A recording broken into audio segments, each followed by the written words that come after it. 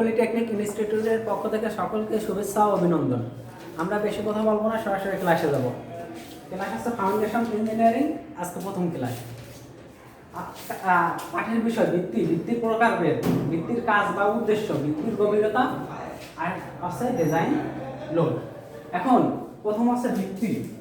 ভিত্তি বা ফাউন্ডেশন, ফাউন্ডেশনের মানে হচ্ছে ভিত্তি।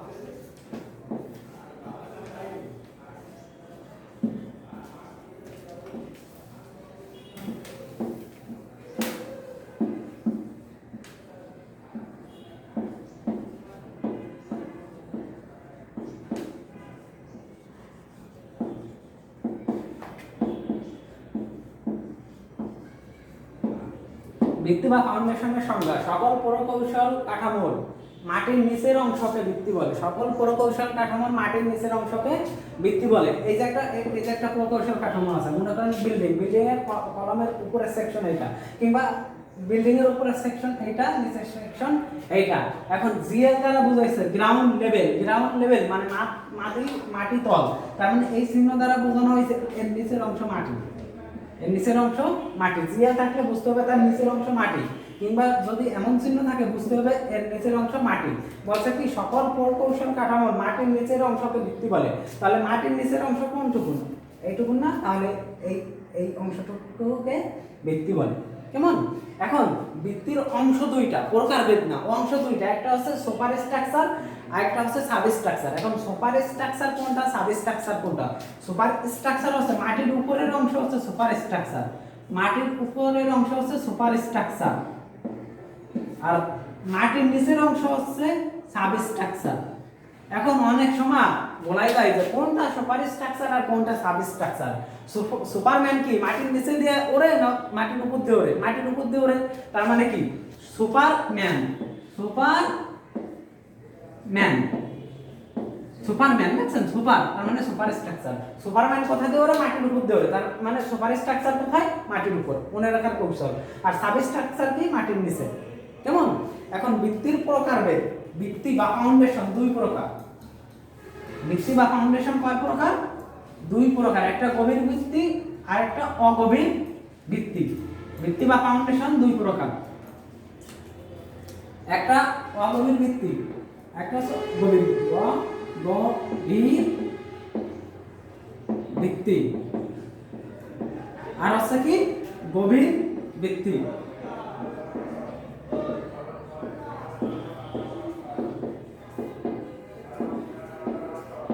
এখন অগভীর ভিত্তি কাকে বলে আর গভীর ভিত্তি কাকে বলে? অগভীর ভিত্তি কাকে বলে, গভীর ভিত্তি কাকে বলে? আমি মুখে মুখে বলি, আপনারা বুঝেন। যদি ভিত্তির গভীরতা প্রস্থের সমান বা প্রস্থের কম হয় তাহলে তাকে অগভীর ভিত্তি বলে। যদি ভিত্তির গভীরতা প্রস্থের সমান বা প্রস্থের কম হয় তাহলে তাকে অগভীর ভিত্তি বলে। কেমন দেখেন, এই মনে করেন একটা ভিত্তি আছে, আচ্ছা সিম্পল ভিত্তি মনে করেন, ভিত্তি এমন হয় বুঝছেন। আচ্ছা মনে করেন এখন বলছে কি যে ভিত্তির প্রস্থ এটা আর গভীরতা কি? এটা গ্রাউন্ড লেভেল, তার মানে গভীরতা হচ্ছে এই অংশটুকু। গভীরতা সংজ্ঞায় কি বলছে? যদি ভিত্তির গভীরতা প্রস্থের সমান বা প্রস্থের কম হয় তাহলে তাকে অগভীর ভিত্তি বলে। মনে করেন প্রস্থ আছে কত? 2 মিটার, আর গভীরতা যদি 2 মিটার হয় তাহলে এটা অগভীর ভিত্তি। আর প্রস্থ আছে 2 মিটার, গভীরতা যদি 1.5 মিটার হয় তাহলেও এটা অগভীর ভিত্তি। এখন গভীর ভিত্তি কাকে বলে? যদি ভিত্তির গভীরতা প্রস্থের তুলনায় বেশি হয় তাহলে তাকে গভীর ভিত্তি বলে। যদি ভিত্তির গভীরতা প্রস্থের তুলনায় বেশি হয় তাহলে তাকে গভীর ভিত্তি বলে। এই মনে করেন প্রস্থ, এটা হচ্ছে গভীরতা আছে 3 মিটার, প্রস্থ আছে মনে করেন 2 মিটার, তাহলে কি গভীরতা বেশি না, প্রস্থ কম, তাহলে এটা কি গভীর ভিত্তি। এখন অগভীর বৃত্তি আবার 3 প্রকার, সরি অগভীর বৃত্তি আবার 4 প্রকার, আর গভীর বৃত্তি হচ্ছে 3 প্রকার। অগভীর বৃত্তি হচ্ছে 4 প্রকার, গভীর বৃত্তি হচ্ছে 3 প্রকার। অগভীর বৃত্তি spread footing, combine footing, stack footing, mat বা র‍্যাপ ফুটিং। ফুটিং মানে হচ্ছে বৃত্তি, বুঝছেন? আবার বলি spread footing, combine footing, stack footing, mat বা র‍্যাপ ফুটিং। অগভীর বৃত্তি 4 প্রকার, 4 প্রকার বলেছি। এখন গভীর বৃত্তি 3 প্রকার। গভীর বৃত্তি 3 প্রকার। একটা হচ্ছে পাইল, পাইল বৃত্তি। একটা হচ্ছে কভার্ড ড্যাম,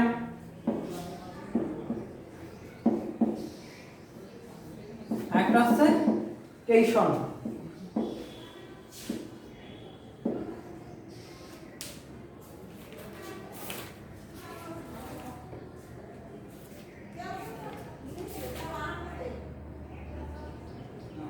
কেমন?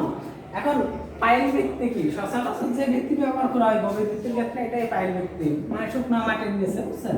আপনারা সংজ্ঞা পড়লে বুঝতে পারবেন। এখন এই দুইটা হচ্ছে আপনারা বুঝতে পারবেন না, এই দুইটা নিয়ে আমি আলোচনা করি। কেমন?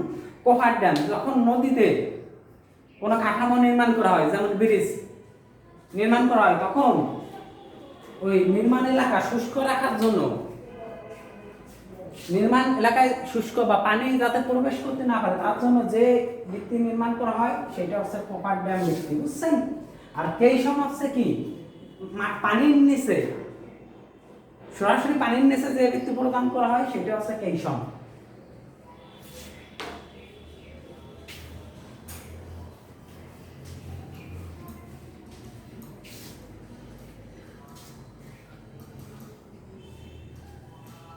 এখন ভিত্তি কি কি উদ্দেশ্যে দেওয়া হয়?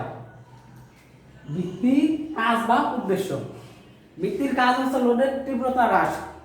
লোডের যদি সংক্ষিপ্ত প্রশ্নতে আসে আপনারা শুধু পয়েন্ট দিলে হবে, যদি রচনামূলক আসে তাহলে বিস্তারিত লেখা লাগবে। ভিত্তির কাজ বা উদ্দেশ্য। ভিত্তির কাজ কি? লোডের তীব্রতা হ্রাস, লোডের সুষম বন্টন, সমতল পৃষ্ঠ প্রদান ইত্যাদি।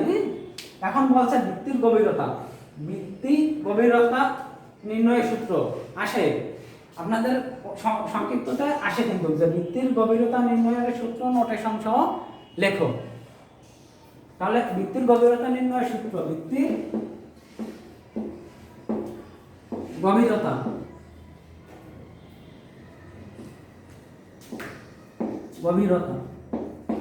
নির্ণয়ের সূত্র D equal P by W. বইয়ে অন্য কিছু দেওয়া আছে, অন্য নোটেশন দেওয়া আছে, একটা দিলেই হবে। 1 minus sin phi by 1 plus sin phi তার প্লাস স্কয়ার। ভিত্তির গভীরতা নির্ণয়ের সূত্র হচ্ছে D ইকুয়াল P ভাগ W into 1 minus sin phi by 1 plus sin phi তার প্লাস স্কয়ার। এখন P কি? লোডের তীব্রতা।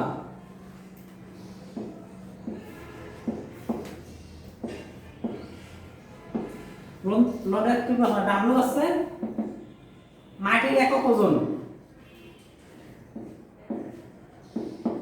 একক ওজন। ফাই হচ্ছে মাটির স্থিরতা কোণ।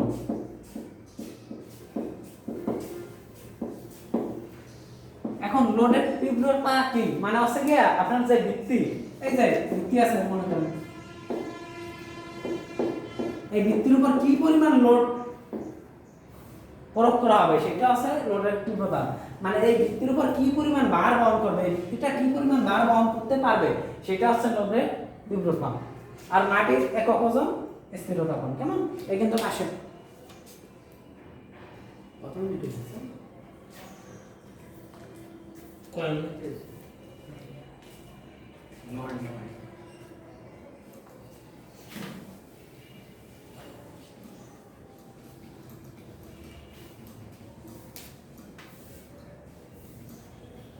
এখন দেখেন আপনাদের এই সূত্র দিয়ে ম্যাথ নাই, কিন্তু অনেক জায়গায় আমি দেখেছি, আমাদের অনেক জায়গায় দেখেছি চাকরির পরীক্ষায় এই ম্যাথগুলো আসে। তো আমি সিম্পল ধারণা দিই, যদি ম্যাথ দিয়ে দেয়, সূত্র যেহেতু আছেন কিন্তু বইয়ে ম্যাথ নাই, ম্যাথ দিতে পারে, তাহলে আমি সিম্পল একটা ধারণা দিই। কি হচ্ছে কি? লোডের তীব্রতা বা হ্রাস। কেমন? এখন মনে করেন লোডের তীব্রতা 80 দেওয়া আছে, একটা সামথিং দেওয়া আছে এত টন, আর ডাব্লুর মান মনে করেন দেওয়া আছে এত কেজি পার মিটার কিউব। কেমন? এখন দেখেন এই লোডের তীব্রতার মান দেওয়া আছে টনে, আর এই ডাব্লু মানে মাটির একক ওজন দেওয়া আছে কেজি পার মিটার কিউবে।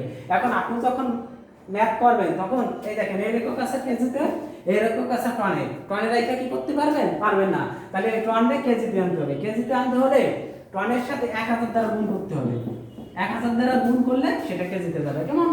আবার মনে করেন এইখানে টন দেওয়া আছে, আবার এইখানে এমন দেওয়া আছে পাউন্ড পার ফিট কিউব, পাউন্ড পার ফিট কিউব। এখন এর একক হচ্ছে টন, এর একক হচ্ছে পাউন্ড পার ফিট কিউব। তাহলে কি টনডে পাউন্ডে নিতে হবে কিংবা পাউন্ডে টনে নিতে হবে। এখন টনটা যদি পাউন্ডে নিতে চান তাহলে যা থাকবে, যা আছে মনে করেন থাকলে কত 22 টন কিংবা সামথিং যা আছে, তাহলে টনটা যদি আমি পাউন্ডে নিতে চাই তাহলে টনের সাথে কত গুণ হবে? 2240 দিলে এটা পাউন্ডে যাবে। কেমন? যদি কেজিতে থাকে আর টনে থাকে তাহলে 1000 দ্বারা গুণ করব, আর যদি পাউন্ডে থাকে আর টনে থাকে তাহলে 2240 দ্বারা গুণ করব। আর যে মান দেওয়া থাকবে আর সব মান দেওয়া থাকবে, ফাইল মান দেওয়া থাকবে। বুঝছেন? অঙ্ক আসলে বুঝতে পারবেন।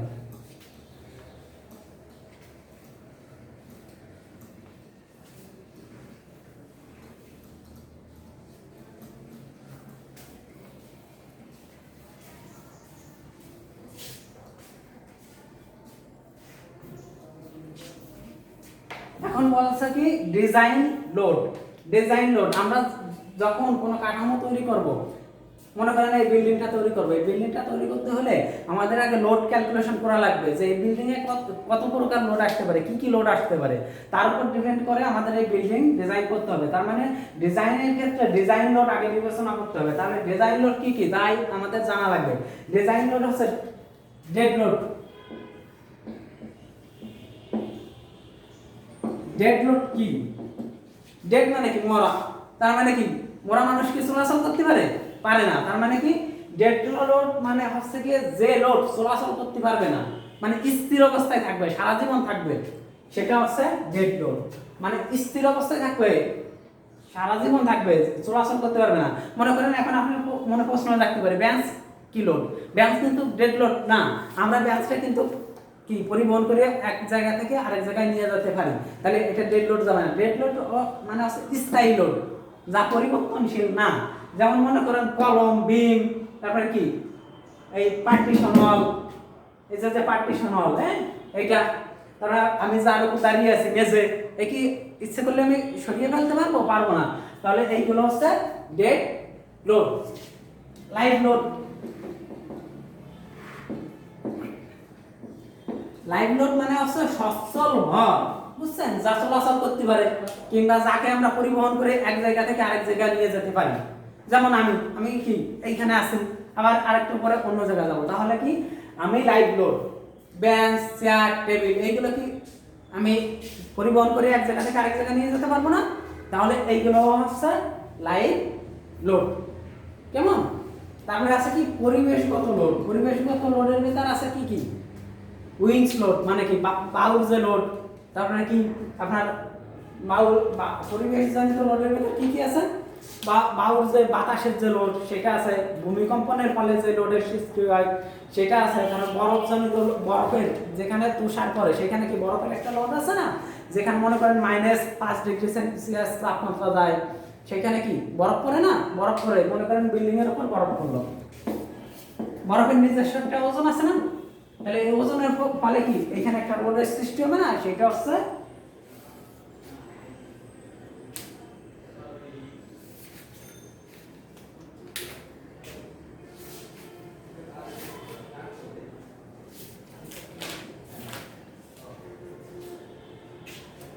তুষার লোড, হ্যাঁ, বা বরফজনিত লোড, তুষার লোড।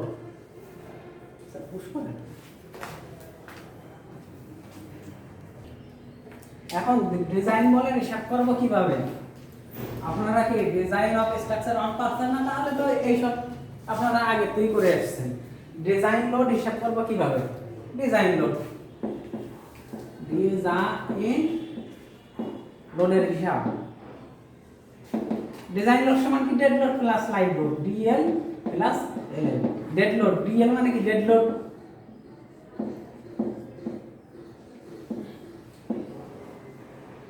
এলএল মানে কি live load.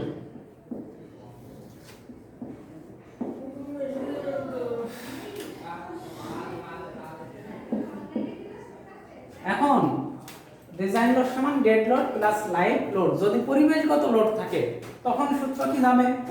Design load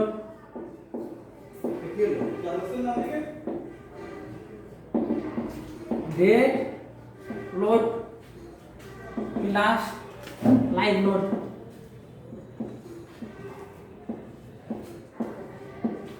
plus পরিবেশগত লোড।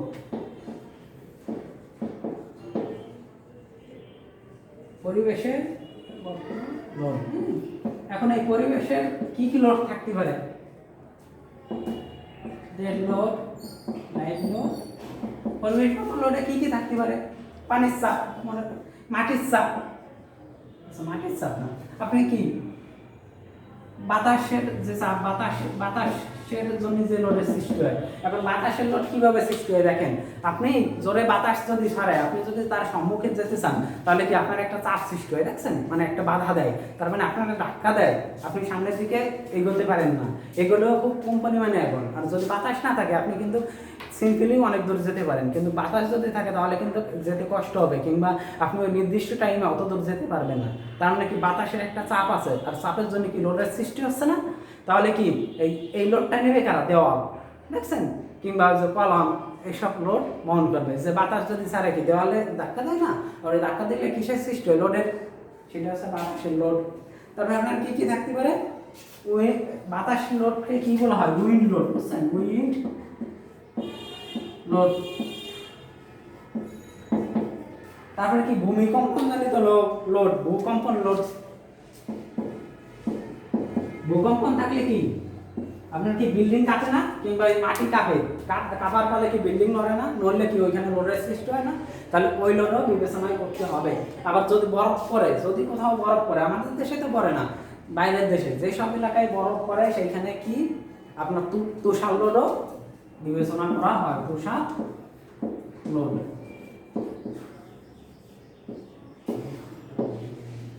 কেমন? এই অধ্যায়ে মোটামুটি আলোচনা শেষ, বুঝছেন। যা কিছু আলোচনার বিষয় সবই আলোচনা করা হয়েছে। আর আপনারা পড়ে নেবেন, যদি কোনো সমস্যা হয় আমাকে নক করবেন, আমি ইনশাল্লাহ সলিউশন করে দেবো। ধন্যবাদ।